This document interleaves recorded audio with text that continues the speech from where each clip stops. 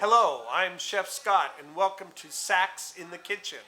For those of you who know me, you know that at times I can be, I don't know, perhaps a little silly, a little crazy even, but not today. Today we are going to start a 5-week project that is very dear to my heart. We're going to take the 5 most influential cookbooks of my life in the chronological order that I discovered them. And I'm going to cook a recipe a week from each one of these 5 books. It's kind of like the Disney effect. At Disneyland, you go there and you want to take home Fantasyland. You want the Pirates of the Caribbean in your backyard, but you can't. So you buy some cheap little souvenir and you satisfy yourself with that. Now, the same thing happens with these 5 cookbooks. They opened up a life for me. A life where I was lost in the fantasy of these 5 books. And I, of course, satisfied myself with making recipes from each book. So the 5 books, in order of the time that I discovered them, we have A Treasury of Great Recipes by Mary and Vincent Price. We have Entertaining by everybody's favorite felon, Martha Stewart. We have Party Food by Barbara Kafka. Sadly, Barbara Kafka passed away in the last year, but this book was a tremendous influence on my life and as a catering chef. And then we have Moroccan Cuisine by Paula Wolfert. Paula, I love you. You know I love you. And this book was one of the life-changing books for me. And finally, not to be intimidated, the French Laundry Cookbook by Thomas Keller.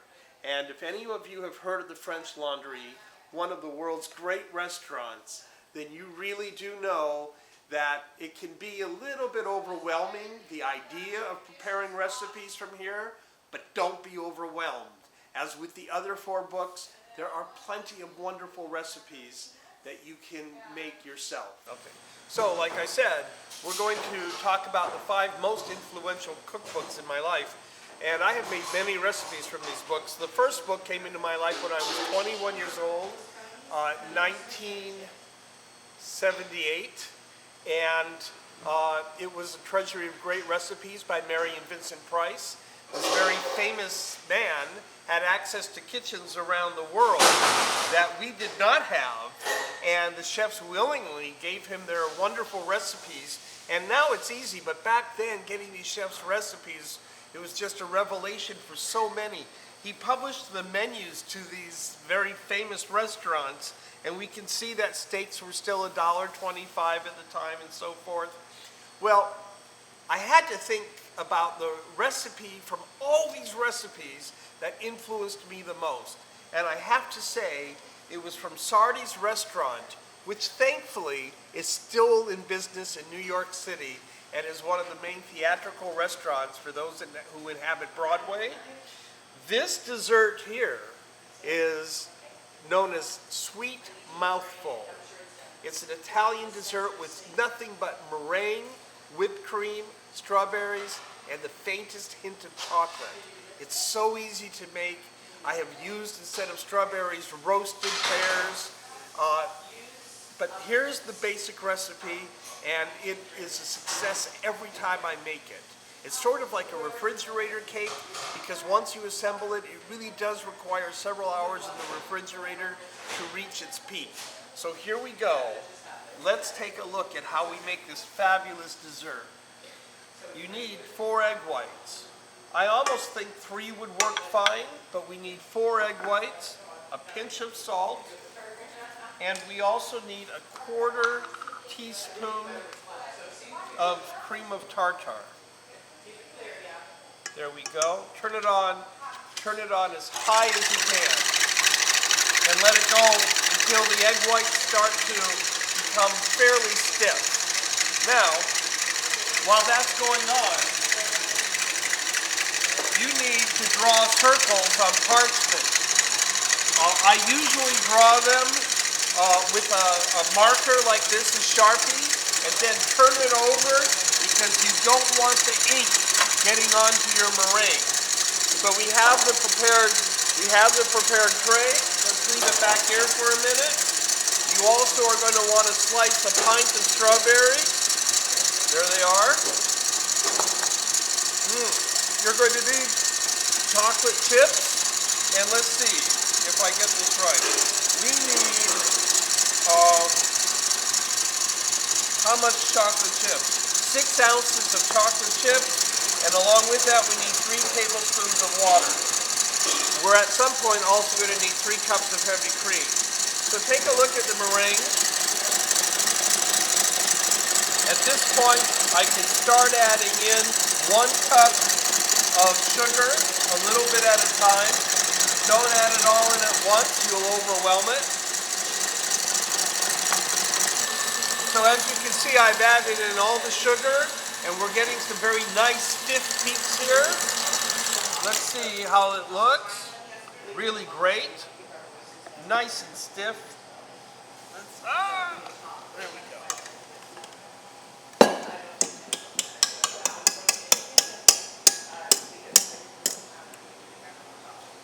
So, the next step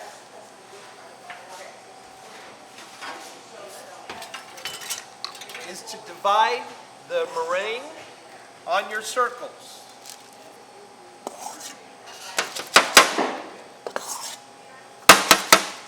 So you really want about a 1/4-inch layer of meringue covering these 8-inch circles. I just used an 8-inch cake pan to draw the circles. And what I have found is that if you use all the egg whites, it's really a little bit more than a 1/4 inch. You're going to bake these at a preheated 225-degree oven. But if you have, like you're going to see the ones that I baked earlier for this, they're closer to a 1/2 inch using all this meringue, and it took much longer than the 25 minutes it should take.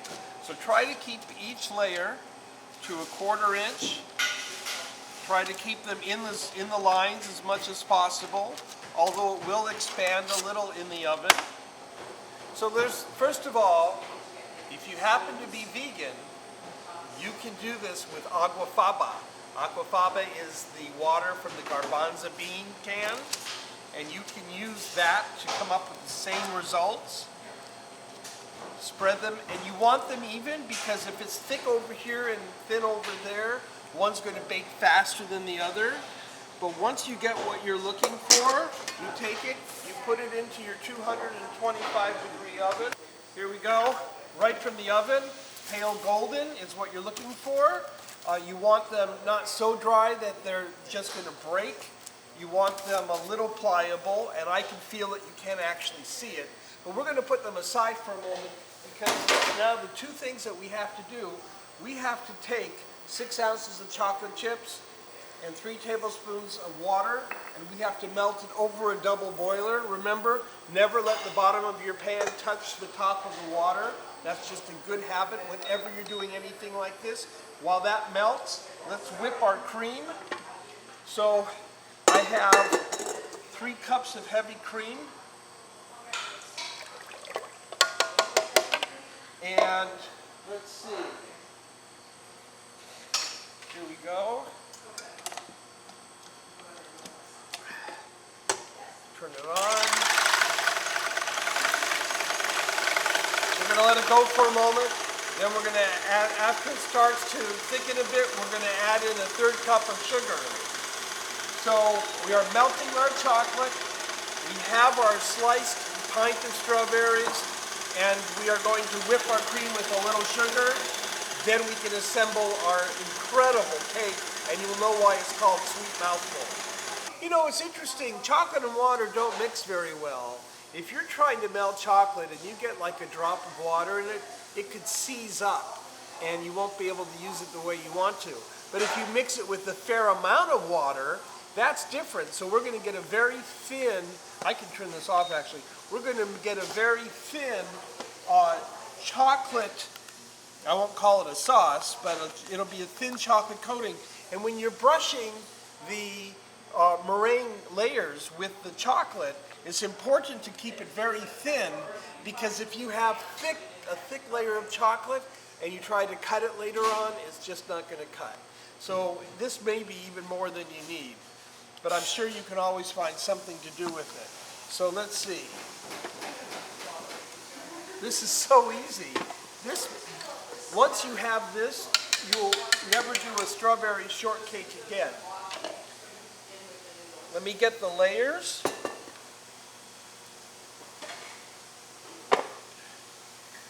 First layer, and then let's get a brush. Very thin. It does not have to be perfect. I mean, you can't all be like me. Okay, let's see. Let's get it completely covered. Oh, this, the book, A Treasury of Great Recipes, introduced me to restaurants all over the world, and it gave me goals. So, one of the greatest things that happened in my life was that there's a restaurant that's mentioned in that book, and that restaurant in France is the Tour d'Argent.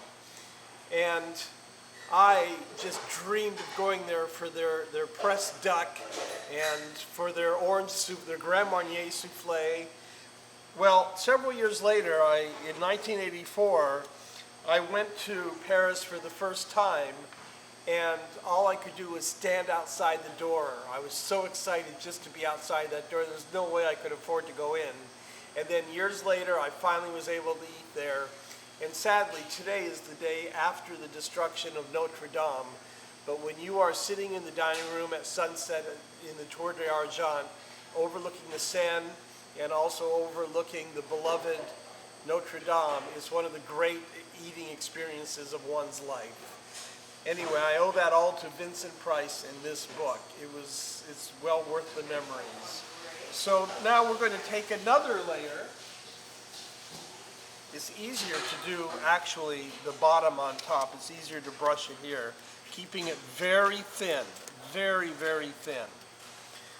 I mean, come on, dark chocolate, strawberries, and whipped cream and meringue. This feels a little thick today, so I have to be extra. Oh my God. Oh my. Oh, I just love these brushes. Okay. Here we go. Ah! Okay. We're only actually having to brush 2 of them. So let's go back to the first one. And now we're going to take some of the whipped cream. We want a nice thick layer of whipped cream.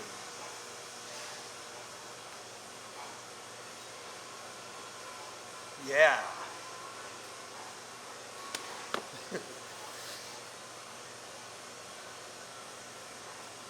Okay. Let's see, maybe a little bit more.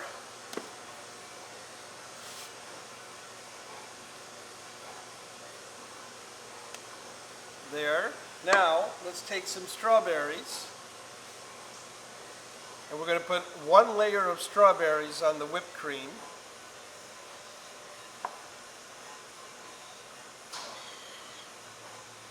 So, I am so hungry right now.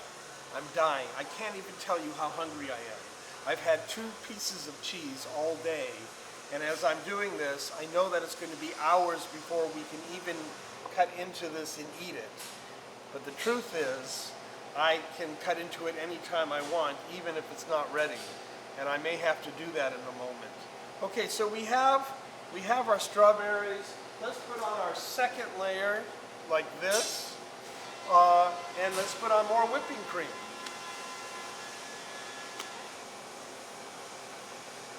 So this was, if you saw the picture in the book of this dessert, you see that the whole dessert was covered with whipped cream.